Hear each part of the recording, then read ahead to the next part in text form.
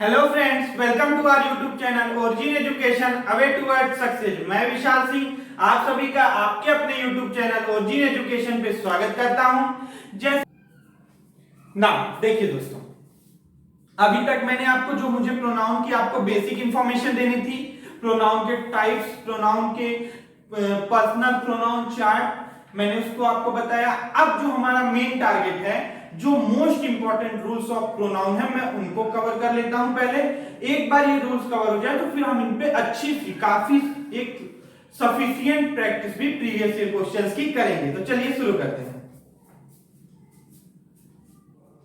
ना rule number 1 हमारा क्या है,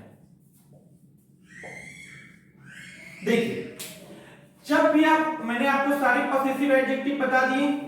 अब एक बात आप समझें, जो भी पॉसेसिव एडजेक्टिव हैं सारे, वो सारे ही बिना नाउन के नहीं लिखे जा सकते हैं। क्यों ऐसा होता है मैं आपको बताऊं। बिकॉज मैं जब आपको डिटरमाइनर पढ़ाऊंगा, एडजेक्टिव का पार्ट है, तो उसमें बताऊंगा ये सारे ही डिटरमाइनर के पार्ट है। पॉसेसिव एडजेक्टिव भी डिटरमाइनर का पार्ट है। और इंग्लिश में डिटरमाइनर बिना नाउन के लिखा ही नहीं जा सकता। अगर बाय द वे कभी आपको ऐसा हो कि बिना नाउन के इसको लिखने की जरूरत पड़े, मतलब आप इसको बिना लिखे इसे लिखना चाहते हैं, तो आप क्या करें कि पॉसेसिव एडजेक्टिव की जगह वहां पर पॉसेसिव प्रोनाउन का यूज करें। अब शायद आप समझे होंगे कि पॉसेसिव प्रोनाउन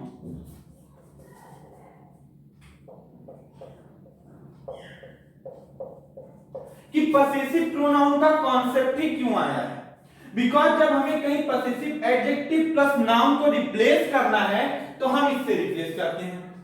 इस पूरे पार्ट का रिप्लेसमेंट है पॉसेसिव प्रोनाउन। जैसे मैं आपको एग्जांपल्स के थ्रू ये बात समझाता हूं। मैं एक सेंटेंस देता हूं, एक बहुत ही छोटा सा sentence, this is my shoes. आप मुझे बताएं, एक सेकंड के लिए आप वीडियो को पॉज कर लें और फिर मुझे बताएं कि इस सेंटेंस में क्या क्या एरर है। चलिए मैं आपको बताता हूं। देखिए, अगर मैं इस सेंटेंस को लिखना चाहूं तो सही तरीके से, तो मैं लिखूंगा these shoes are my shoes. These shoes are my shoes। अब बात यह है दोस्तों कि जो हमारे ग्रामेरियंस हैं इंग्लिश में, वो कहते हैं, उनका ऐसा मानना है कि आप एक ही सेंटेंस में नाउन का रिपीटेशन मत करिए। ये अच्छी इंग्लिश का पार्ट नहीं माना जाता है। आप अगर एक सेंटेंस में बार बार एक नाउन को यूज कर रहे हैं तो वो वहां पे वो सही सेंटेंस नहीं माना जाएगा। तो आपको ये समझना होगा कि मैं या तो यहां पे शूज यूज कर सकता हूं या तो यहां पे यूज कर सकता हूं एक बार। अब मैं आपको ये शूज हटाता हूं। मान लीजिए मैंने ये शूज को हटा दिया सेंटेंस से, तो ये सेंटेंस क्या हुआ देखिए जरा, these are my shoes, these are my shoes. अब आप लोग इस बात को समझे होंगे कि इस सेंटेंस में क्या एरर है, ये क्यों गलत है। अब आप एक बात समझिए, कुछ मेरे दोस्त मुझसे कह सकते हैं कि सर आप इस शूज को हटाएं, इसको रहने दें। बिल्कुल मैं हटा के दिखाता हूं आपको। देखिए, जब मैं इसको रहने दूं और इस शूज को हटाऊं तो आप एक बात फिर समझेंगे कि अब हमारे पास बचा क्या, पॉसेसिव एडजेक्टिव। और अभी मैंने रूल में आपको बताया कि पॉसेसिव एडजेक्टिव का यूज अकेले नहीं होता है। और अगर ये अकेले यूज नहीं होगा तो हम सिर्फ इसको रिप्लेस कर ही नहीं सकते दोस्तों, हमें रिप्लेसमेंट लाना होगा इस पूरे का, इस पूरे माई शूज का। और जिस भी पॉसेसिव एडजेक्टिव का रिप्लेसमेंट नाउन के साथ लाना हो तो बस उसी चार्ट में आप जाएं और उसके लिए एक पॉसेसिव प्रोनाउन खोजें। अब माई शूज के लिए पॉसेसिव प्रोनाउन क्या होगा, आप बताइए मुझे। माई, बिल्कुल।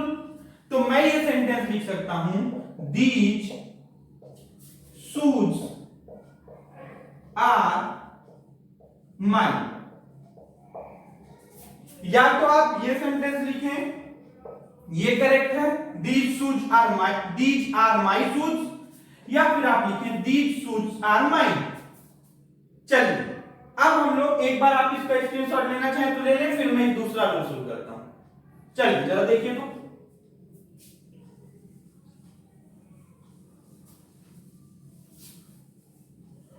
अभी मैंने आपको वर्ब टू बी के कुछ फॉर्म्स बताए हैं, आई होप आपको वो लर्न होंगे। एक बार जरा फिर से रिवाइज करने की कोशिश करिए तो दोस्तों क्या होंगे? फर्स्ट फॉर्म बी या आर, सेकेंड फॉर्म was या verb, third form being, fourth form being, fifth form is या am। बिल्कुल सुनिए, अब आप एक बात सुनिए कि मैं वर्ब टू बी की कोई भी फॉर्म, जितनी भी फॉर्म्स होती हैं उनमें कोई भी यहां पे पिक करूं और वर्ब टू बी के बाद एक मैं कोई प्रोनाउन लिखना चाहता हूं, अच्छी बात है। बट ये प्रोनाउन आप इस बात को समझें कि केवल और केवल नॉमिनेटिव केस में हो सकता है।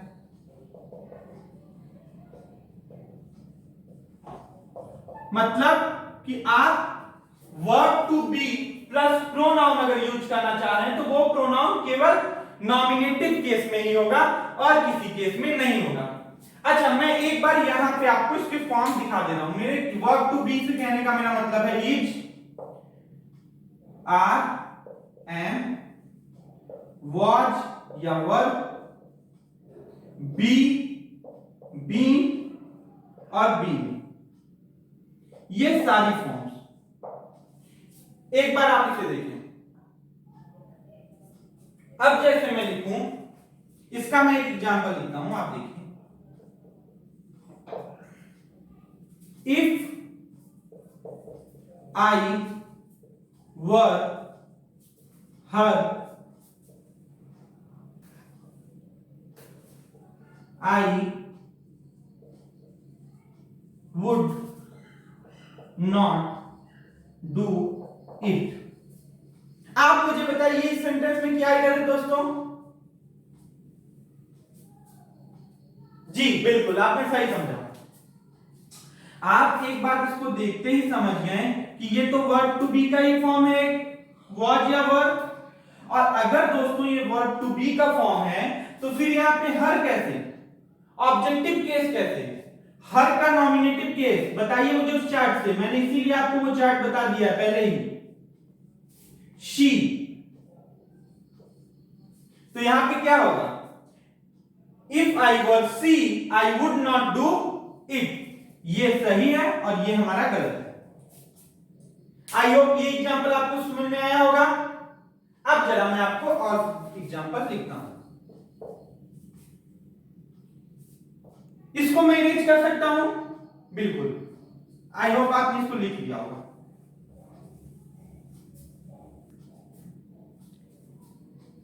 ना जरा आप और एग्जांपल देखिए इसके। जैसे मैं लिखूं it will be them who will buy a new house।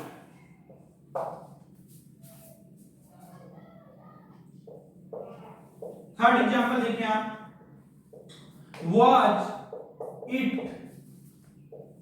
him who did it for you। अब एक बार आप इन दोनों सेंटेंसेस को देखें और इसमें एरर फाइंड करने की कोशिश करें। एक बार वीडियो को पॉज करके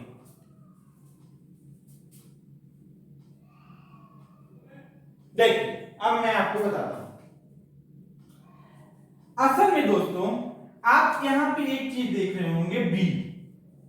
और अभी मैंने वर्ब टू बी के फॉर्म में आपको बी बताया।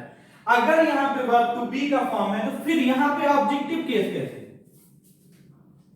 आप यहां पे देम का नॉमिनेटिव केस लिखिए, दे। तो हमारा सही सेंटेंस क्या होगा? It will be they who will buy a new house. Now दूसरा सेंटेंस क्या है? Was it him who did it for you. आप यहां पे एक चीज देख रहे होंगे, वॉज, और आपको यहां पे कंफ्यूजन हुआ होगा, आई नो। क्यों? क्योंकि यहां पे हमारी ऑक्सिलरी वर्ब पहले आ गई और फिर सब्जेक्ट है और फिर हमारा प्रोनाउन है। तो आप ये बात समझे दोस्तों कि भले ही ये ऑक्सिलरी वर्ब पहले है बट ये जुड़ा तो यहीं से है ना। अगर मैं इसको एक असर्टिव सेंटेंस लिखूं तो इट वाज हिम, वर्ब तो यहां पे फिर भी टू बी ही यूज है, और अगर यहां पे वाज है तो यहां पे हिम ना होगी, क्या होगा दोस्तों? बिल्कुल ही। इट यहां पे ये सही होगा, he. It was it he who did it for you. I hope आपको ये एग्जांपल्स, ये रूल समझ में आया होगा। वर्ब टू बी की कोई भी फॉर्म हो, आप उसके बाद जब भी प्रोनाउन लिखें तो इस बात का ध्यान दें कि प्रोनाउन नॉमिनेटिव केस में ही होगा। अब रूल नंबर 3 देखिए,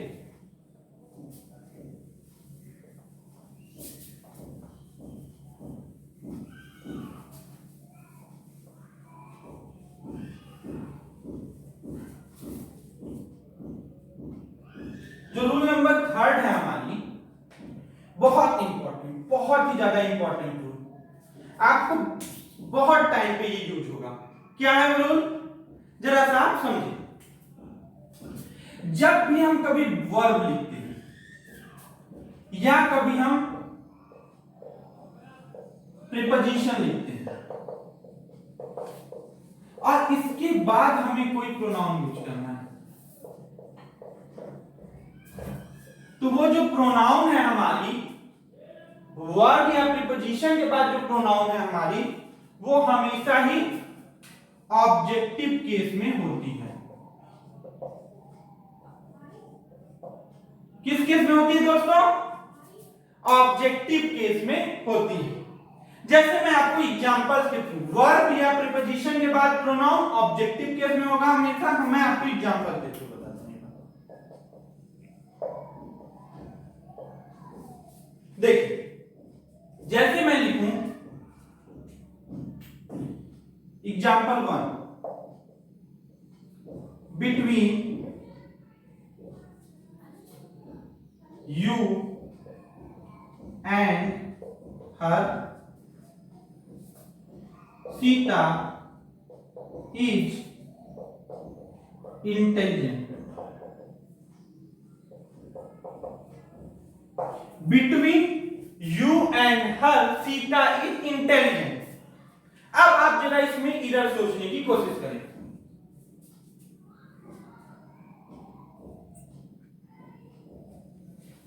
आप एक बात को समझे दोस्तों, जब आपने देखा यहां बिटवीन, जो कि क्या है, प्रीपोजिशन है,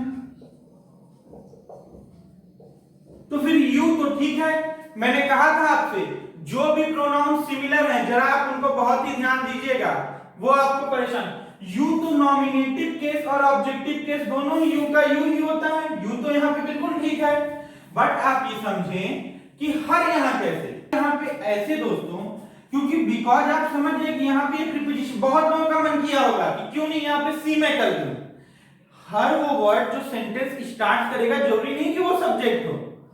आप समझे, बिटवीन के बाद यू, नॉमिनेटिव केस और ऑब्जेक्टिव केस दोनों यू होती है, यहाँ पे तो बिल्कुल ठीक है, ये ऑब्जेक्टिव केस में है। यहाँ पे ये हर भी तो ऑब्जेक्टिव केस में है, तो ये बिल्कुल सही है। Between you and her, Sita is intelligent. और आप ये बात मानेंगे, ये एसएससी का प्रीवियस ईयर क्वेश्चन है और इस सेंटेंस में नो इरर था। आप ये बात समझें कि चौथा ऑप्शन नो इरर का भी होता है दोस्तों। हर बार इरर फाइंड करना ही कोई बहुत अच्छी बात या बहुत ही समझदारी वाली बात नहीं ना। देखिए, और सेंटेंसेस में आपको लिखता हूं तब आप समझिए इस बात को। दिस प्रेजेंट, यहां पे प्रेजेंट का मतलब गिफ्ट है, नाउन, वर्ब वाली प्रेजेंट नहीं। This present is for you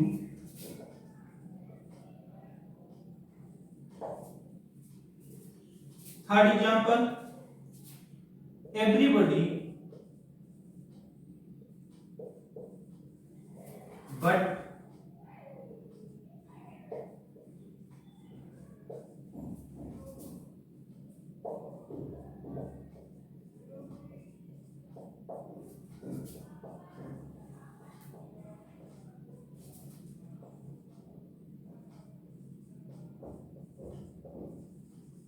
in दोनों सेंटेंसेस को आप एक बार देखें और जरा इसमें इरर खोजने की कोशिश करें। This present is for you and I, everybody but she is present for the campaign.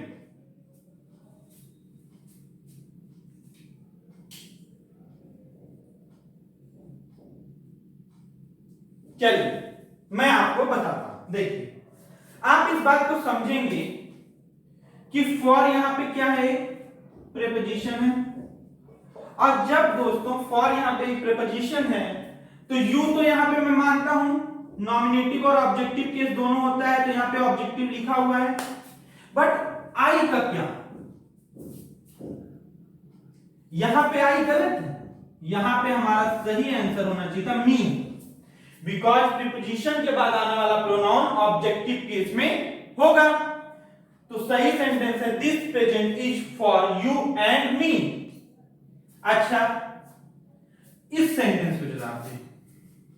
अब यहां बहुत सारे लोगों को बट देखकर कंफ्यूजन हुआ होगा कि क्या बट भी एक प्रीपोजिशन है। देखिए दोस्तों, मैंने पहले ही आपको बताया, फिर बता रहा हूं कि एक ही word various parts of speech play कर सकता है। बट यहां पर प्रीपोजिशन है, कहीं पर कंजंक्शन होता होगा, आई नो, वो अलग पार्ट है। यहां पर जो बट है ये प्रीपोजिशन है, और जब यहां पे बट प्रीपोजिशन है तो यहां पे सी नहीं होगा। क्या होगा दोस्तों, आप बताएं? बिल्कुल हाँ, हमारा करेक्ट आंसर है everybody but her is present for the campaign. इसकी मीनिंग अगर आप सोचना चाहें तो देखिए, मैं एक बात आपको बता दूं,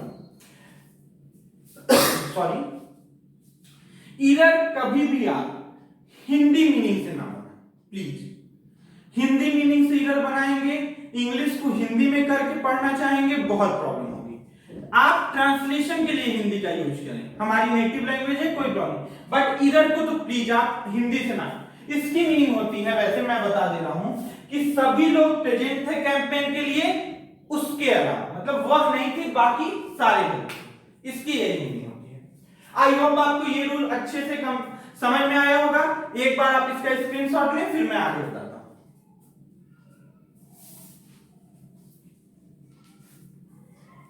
एक सेंटेंस में लिख रहा हूं, जरा आप इसको देखें और समझें।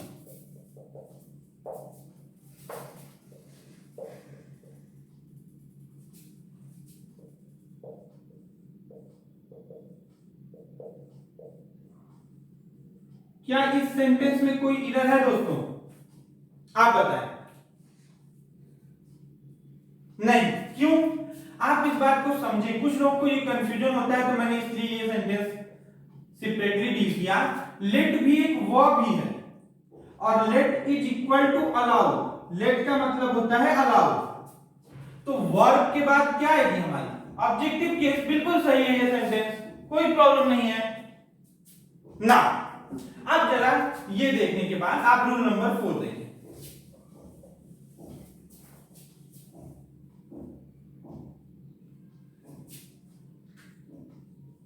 रूल, जैसे मैं एक एग्जांपल के थ्रू आपको ये रूल बताता हूं, एक बार आप एग्जांपल देखो please. Excuse me being late. आप एक बार इस सेंटेंस को पढ़ें पॉज करके वीडियो और सोचें कि क्या इसमें क्या इधर है, एक बार आप सोचें। चलिए मैं अब आपको बताता हूं। देखिए कहीं भी दोस्तों अगर आपको वर्ब की फोर्थ फॉर्म जिरंड फॉर्म में मिले, अब आप एक बात समझेंगे कि इसके बाद जो यूज होता है प्रोनाउन का फॉर्म वो पसेसिव एडजेक्टिव फॉर्म यूज होता है। कौन सा फॉर्म यूज होता है दोस्तों? Possessive adjective form. अब आप यहां पे देख रहे हैं वर्ब की कौन सी फॉर्म है? Fourth form gerund. तो इसके पहले यहां पे क्या यूज होगा? माई। जनरल वे में आप ये रूल याद रखें। हाँ कुछ इंपॉर्टेंट केसेस हैं, आपको एक बार सेंटेंस की मीनिंग भी निकाल लेनी है, ठीक है? जैसे मैं आपको बताऊं क्यों। प्लीज एक्सक्यूज मी, मुझे क्षमा कीजिएगा। ये सेंटेंस है या ये सेंटेंस है कि क्षमा कीजिएगा मेरे देर से आने को। एक्सक्यूज का ऑब्जेक्ट बीइंग लेट है ना कि मी है। ये तो बस एक एडजेक्टिव है, बता रहा है कि मेरे, किसके लेट होने को? तो मेरे लेट होने को। तो आप इस बात को समझे कि इसलिए यहां पे ये एडजेक्टिव फॉर्म में रहेगा और एक्सक्यूज का अगर आप ऑब्जेक्ट खोजें तो ये है बीइंग लेट, लेट होना।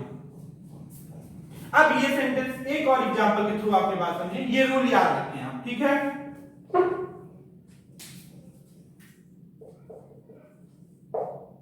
जैसे मैं सेंटेंस लिखता हूं, आई होप कि आपको ये रूल बिल्कुल क्लियर हो। देखिए जैसे मैं लिखूं I was confident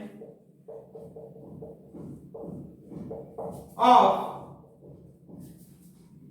me passing the exam. अभी मैंने कहा था आपसे कि आप ये रूल तो याद रखेंगे जनरल वे में, सॉरी, बट आपको एक बार सेंटेंस का थीम भी समझ लेना बहुत जरूरी होगा। क्यों मैं कह रहा हूं? आप इस सेंटेंस को देखें, I was confident of me passing the exam. आपको ये देख के लग सकता है कि ऑफ एक प्रीपोजिशन है, और अभी सर ने बताया कि प्रीपोजिशन के बाद ऑब्जेक्टिव केस आता है, तब तो ये बिल्कुल सही है। अब मेरी बात को आप समझिए, I was confident of what? क्या मैं मेरे ऊपर कॉन्फिडेंट हूं? नहीं, मैं कॉन्फिडेंट हूं कि एग्जाम पास, यहां पे पासिंग द एग्जाम, कि मैं एग्जाम पास कर लूंगा, इस बात पे मुझे कॉन्फिडेंस है। और जब ये है तो आप समझिए आप इसको ऑब्जेक्ट नहीं बना सकते, आपको passing the exam, I was confident about what? Passing the exam. तो यहां पे मी गलत है, यहां पे हमें इसकी जगह एक पॉसेसिव एडजेक्टिव डालना होगा माई, और फिर ये सही होगा I was confident of my passing the exam. मैंने ये रूल बताया, बहुत इंपॉर्टेंट रूल है, फिर मैं इसको कभी और अच्छे से डील करूंगा। अभी आप इस बात को समझें कि जिरंड यानी वर्ब की फोर्थ फॉर्म के पहले प्रोनाउन का कौन सा केस आता है? पॉसेसिव केस, ठीक है? आई होप आपने ये एग्जांपल समझा होगा। अब रूल नंबर 5 समझिए आप, एक बार आप इसका स्क्रीनशॉट लेना चाहें तो ले लीजिए ना।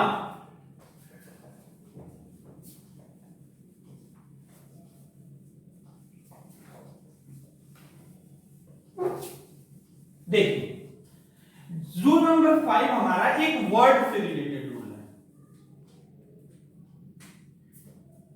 मैंने आपको जब मैं प्रोनाउन की टाइप्स बता रहा था तो मैंने एक टाइप बताया था रेसिप्रोकल प्रोनाउन, उसमें मैंने आपको दो वर्ड बताए थे, ईच अदर और वन अनदर। आपको जरा यहां पे इनका यूज समझने की जरूरत है। जब भी हम दो चीजों की बात करते हैं, फॉर टू पर्सन्स और थिंग्स, जब भी दोस्तों हम दो चीजों की बात करते हैं तो वहां पे हमारा ईच अदर का यूज होता है, but for more than two two persons और थिंग्स। और जब भी हम दो से ज्यादा चीजों की बात करें तो वहां पर हम वन अनदर का यूज करें। जैसे मैं इसको एग्जांपल के थ्रू आपको बताता हूं, समझिए आप।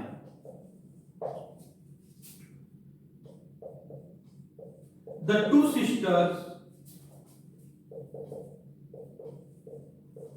loved one another। इस सेंटेंस को जरा आप एक बार देखें। The two sisters loved one another। और दूसरा सेंटेंस भी देखें। After the farewell,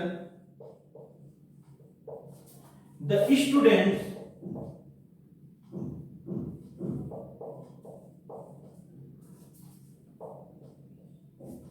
begged